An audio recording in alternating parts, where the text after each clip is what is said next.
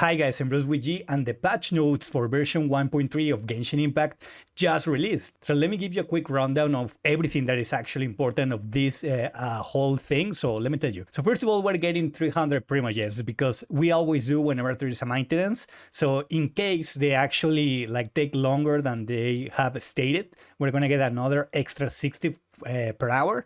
So yeah, that's that. Also confirm the characters that are going to be accompanying Xiao. Of course, you know we have Xiao and everything, but we are also getting, here right there, we're getting Diona, which is amazing, dude. I wanted Diona. I'm actually going to summon for her. I hope I get her very soon because I don't really want to waste a lot, but I do need Diona. I think it is great to have a cryo healer. So I recommend you to summon for Diona, but if you don't really want to waste any resources on her, don't do it. I personally want Diona. Also Beidou, of course, and Xinjiang. Then we have the Keqing banner, which is only going to last 2 weeks, and also is going to be having Ningguang, is going to have Bennett, and is going to have Barbara.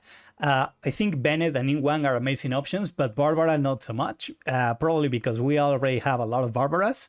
Even I have I think C4 Barbara, and I am free to play it. Believe me, I have never paid a single penny for Primogems, so it's weird. I think we have a lot of Barbaras out there. But yeah, if you're interested in Keqing, dude, it's going to be there for 2 weeks, and apparently here, as you can see, I highlighted this thing, more character event wishes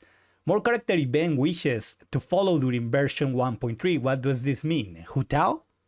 Maybe? Now, when it comes down to weapons, we're going to be getting both the Prime Jade Cutter, which is the sword, and the Prime Jade Wing Spear, which is the spear. So we're going to be getting both of them. So I think this is probably the best weapon banner that we have ever had, because although the stuff of Homa is actually coming out later on, apparently, as you can see here, in future Wish events, the Primordial Jade Cutter and the Primordial Jade Wing Spear are actually great weapons. They're both great. If you get any of those, that was a good investment, right? Also, when it comes down to the new events, we're going to be getting the flagship event Lantern Rite, which is not going to take any original resin to take part on. All the glitters, Lantern Rite Tails. In here, you have to complete requests in the Lantern Rite Tails to win Primogems and increase the festive fever. Increase the festive fever to progress through the Lantern Rite. We're going to have to see a little bit more of that when the actual event is out, right? Now, Theater Mechanicus, which is the whole tower defense stuff. Each attempt at Theater Mechanicus costs 1 Xiao Lantern, regardless of whether or not the challenge is successful, which is not the greatest, because this means that you probably have to grind a lot if you fail a lot. And also, I think it is important to say that this event, the whole tower defense can only be done single player or with 2 players. Now, the Xiao market is your classic kind of resources market, and well, just the important stuff, which is the crown. We're getting another crown. Now, the Stand By Me event, which is the place in which you are going to be able to pick either Xianling, Xinjiang, Beidou, Ningguang, Xinqiu, or Changyun. Of course, later on, I'll give you a little bit of advice on which I think you should pick. Now, probably the best event of them all, at least in my opinion, is this login reward system, which is going to be giving you 10 intertwined fates, which is amazing, dude. I hope they do this every week, please. And also, there's going to be 5 flushes of fortune, which is the whole camera stuff. So, taking some pictures and all. Just don't take pictures of stuff that you shouldn't. Remember, Mihoyo knows what you're doing, dude. Another thing that I think is important to highlight, they included this part which says more events to follow during version 1.3. So maybe something related to Hutao, right? Let's hope. Now, I think this is also very important. A total of 26 Festive World quests will become available over the course of the Lantern Rite event, accessible from Lantern Rite Tales and on the menu. Why I think this is important? Because maybe these 26 Festive World quests are not going to be available after the event. So you might as well do them, dude. This might be a lot of Primogems and resources that you might not be able to get access to after the event is over. So 26, that's a lot of stuff to do and a lot of rewards to reap. And also we're getting the confirmation that Dainsleif is going to be actually having a quest. So Botkeeper, Dainsleif. So that's going to be interesting. We're going to get to see. That character looks pretty cool. I think everybody agrees. That character looks pretty cool. Also, we're getting new monsters, as you already know. The Geo Bishop, the Primogems Bishop. From here, were stuff that you already know. We're getting more race types. We're getting the Archive Edition, Living Beings. We're also getting the new conversion function, which is the whole thing to change your gems, for example, to other element gems. And of course, the character showcase, the one that is in your profile for your friends to see your OP characters. Also, control support for iOS 14 and above. Also, another implementation that I believe it is vital to the game, which is that now you will not really need to click until you click 900 times for your mystical enhancement ores of your weapons. Now you're going to be able to just hold down the button and they will add to the max, right? So it's going to be pretty good. Also, of course, we're getting the whole Shanli buffs. I'll give you a breakdown later on about this. It's going to be pretty good, believe me, it's going to be pretty good. And also, there's a couple things. For example, there's going to be a new idle animation for Keqing. I wonder what that's going to be like. I mean, okay, that's nice.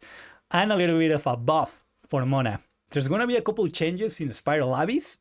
Most importantly, the monster lineup on floor 12 is going to change. So be aware of that. Now we got the whole Battle Pass change that is going to change some of the rewards. It's not that it's going to be less mystical enhancement ores. It's going to be the same amount, but now they're going to be giving us some fryer resin for all free-to-play and paid Battle Pass. So that's a nice change.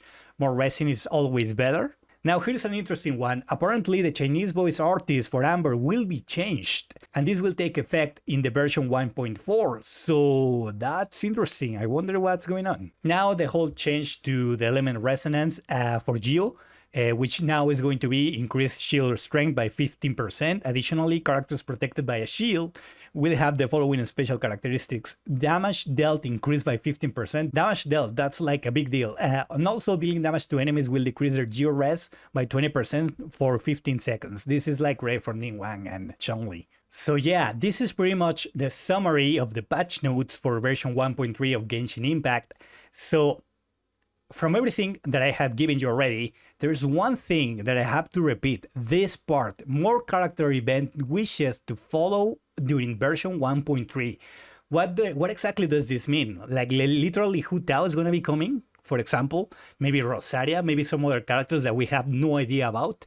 This is a big deal, dude. This is a big deal. This is literally a big deal because if version 1.4 is going to be released within 6 weeks, that means that they're planning to give us a new character. I hope it's not Hutao, dude, because it's so little a time. I would rather prefer to save a lot of new Primogems, right? I need Primogems, dude. I need more Primogems. So I don't know what exactly are they going to be doing with this. I mean, I would be happy to get Hutao earlier, right? But the problem is the amount of Primogems that they're giving us. Like, they're going to be giving us a lot of Primogems we already know from this event, and a lot of intertwined wishes. But still, like, I think this is a change. This is an important change on the way in which they're going to be doing banners in general. Like, damn, dude, I think you need to be very, very careful if you're going to be pulling for Xiao. I think unless you're super hyped and you're like, I need my Xiao like today, wait it out, dude. Wait it out, because maybe, just maybe, if you're not so sure about Xiao and you maybe are interested a little bit in Hutao, and what about, I don't know, surprise manner, dudes? Here's Hutao. Here's a new character that you were not expecting. Here's this, here's that. So I think this time you kind of need to be a little bit careful with what you're going to do with your Primogems, dude. Particularly if you're free to play. If you're well, whatever, just keep pulling, I guess.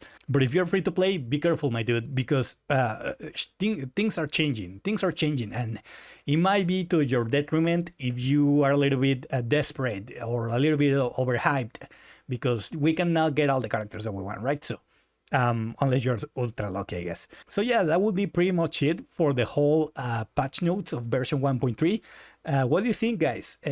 What do you think about this whole more character event wishes to follow during the version 1.3? Interesting, right? So yeah, I guess I'll see you in the next video. I'm Bruce with G. Take care.